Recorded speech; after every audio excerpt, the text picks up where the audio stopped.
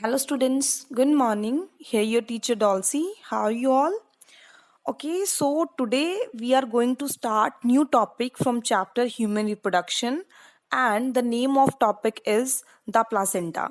So first of all, before we start about the placenta, we must know that what the placenta is and what are its functions and what are the various structures that are present in placenta to make it so necessary for the growth of the embryo.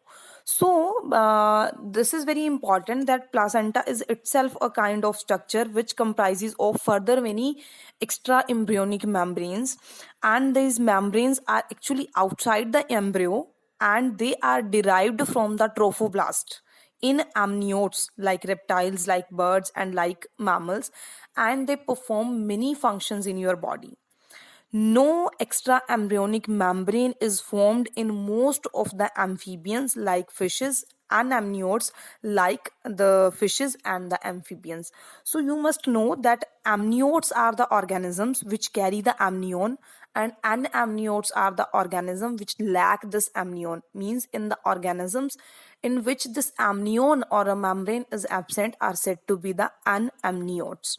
So here four type of extra embryonic membranes are present in amniotic organisms like us, and the name of these membrane are yolk sac. First one is yolk sac, second one is amnion, and third one is allantois, and the fourth one is chorion. So the membranes are yolk sac, amnion, allantois, and the chorion. And the diagram and orientation of these diagram membranes you can better understand on the screen displayed on the mobile screen. So the picture shows that actually what is yolk sac. First we have four membranes actually: the endoderm, the mesoderm, and the splantopleurer and the somatopleurer. Both these plancopleurer and the somatopleurer, they are further divided into two layers, ectoderm and the endoderms. So from these four layers, both those four structures are derived, whether yolk sac, whether amnion, or allantois and the chorion. So the yolk sac is formed of some plantnopleur, means inner endoderm and outer mesoderm, and it is well developed in reptiles, birds, and the prototherians, in which polylacetal egg is present. And the human egg is polylacetal or not? So the human egg is microlacetal in orientation. It is mainly digestive in function. Its main function is to digest. It is present as an extra embryonic gut in the embryo.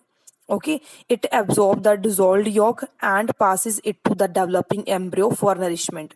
In human beings, yolk sac is completely vestigial because human egg is microlacetal. It is not lacetal or polylacetal, it is microlacetal. We have yolkless egg. Okay, second organ is the amnion. It is the innermost fold of somatopleurer. Somatopleurer is further of two layer, inner ectoderm and outer mesoderm. Please differentiate. In yolk sac, endoderm and mesoderm, they means they participate in their formation, while in amnion, ectoderm and mesoderm, they participate, means it is present outer to the yolk sac region. So between the amnion and the embryo, an cavity is present, and that cavity is known as amniotic cavity. And in this cavity, a fluid is present that is known as amniotic fluid.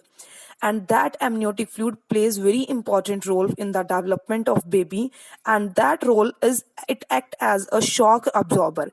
It prevents the baby from any kind of shock, and it also prevents the baby from desiccation. So it is necessary to prevent desiccation and to ensure their absorb shocking kind of absorbance of shock. Second, the third membrane is allantois. It is differentiated from splachnopleur. So it is a derivation of inner endoderm and the outer mesoderm, and it is developed from the hindgut of the embryo. It is well developed in amniotes only with the polylacetal egg. So it is not too developed in our body.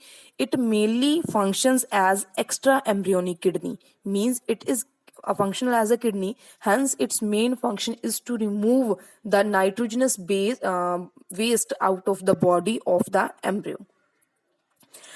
in almost all of the eutharians, it combines with chorion to form allantoin, but in our, they are human being, it is completely reduced. It is not too differentiated. In our body, yolk sac is absent, allantois is not too differentiated. Fourth membrane is the chorion. So it is the outermost fold. As you know, amnion is the innermost fold. So chorion is the outermost fold of the somatopleur and it surrounds the embryo. In reptiles, birds, and prototherian, it is act as a kind of extra embryonic lung. It means it is function for exchange of gases. But in primates, including human being, only chorion forms the placenta. So our placenta is known as chorionic placenta. Okay, let me revise.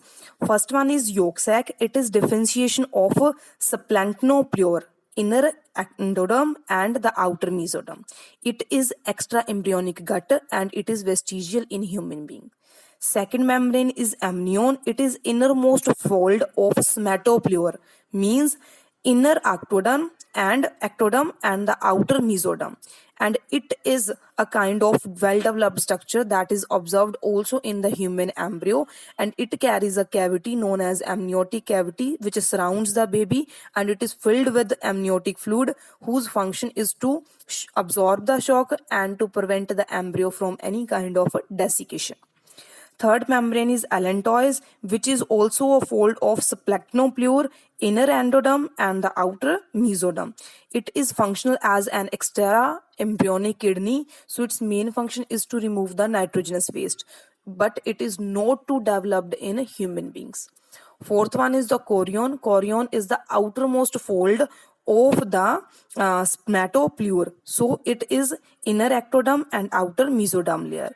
It surrounds the embryo and it acts as an extra embryonic lungs. It means its lung, it is homologous to lung, hence it help in exchange of gases, human placenta.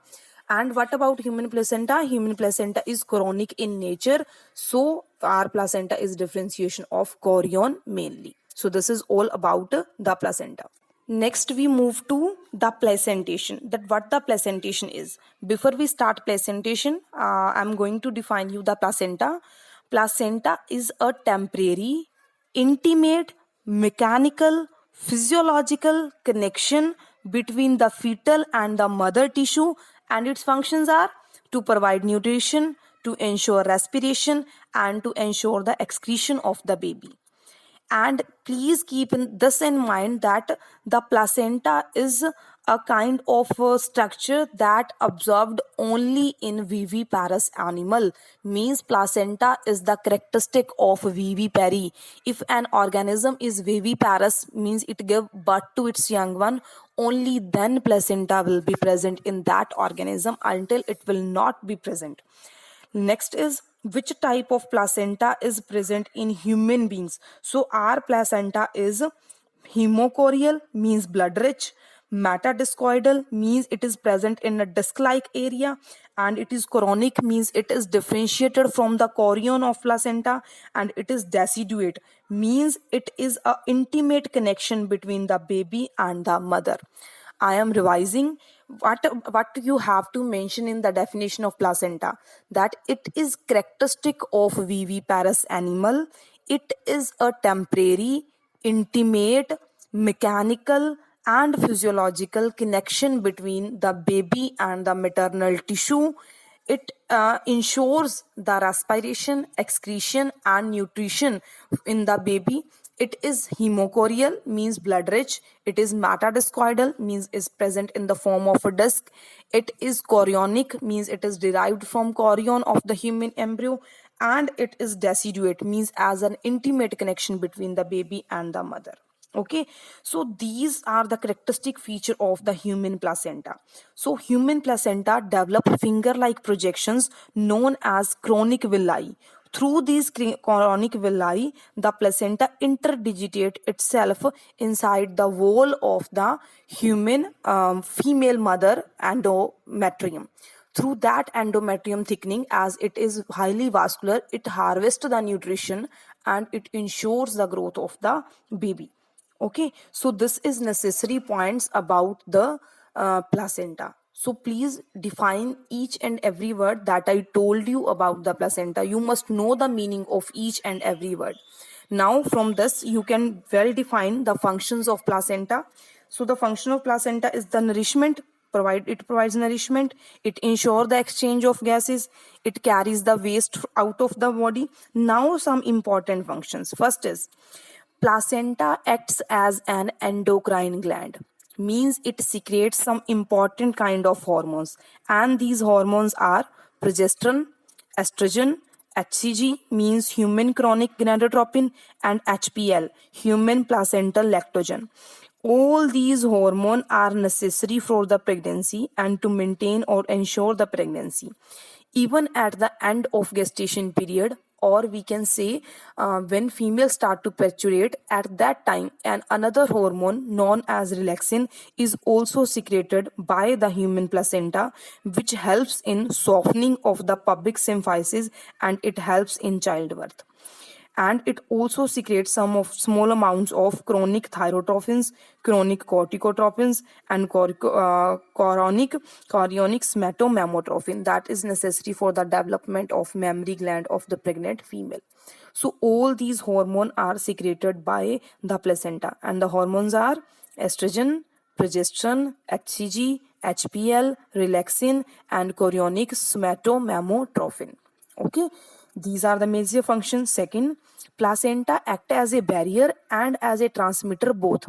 Sometimes it blocks the entry of some of the antigen, and sometimes it allows the entry of some of the components to the fetus. So some beneficial compounds are transferred also, and some harmful as well. So antibodies, specifically the antibody G, IgG, immunoglobulin G, they are transferred from the baby or from the mother to the fetal blood through the placenta. So these kind of antibodies provide passive immunity to the baby against the diseases like diphtheria, smallpox, scarlet fever, and measles. So in this way, the placenta, it provides passive immunity also. Passive means in this way, baby doesn't need to synthesize any antibody. Antibodies are ready-made or self-synthesized by the mother, and they are delivered ready-madely to the fetus. So fetus has no need to do any work to synthesize any antibody. It get a free kind of immunity from number of diseases by his mother through placenta. So as well, it stores the glycogen till the formation of liver. So it is very important part. It also function as a liver to conserve the fat or the glycogen of the human baby. So this is the major function that is performed by the human placenta.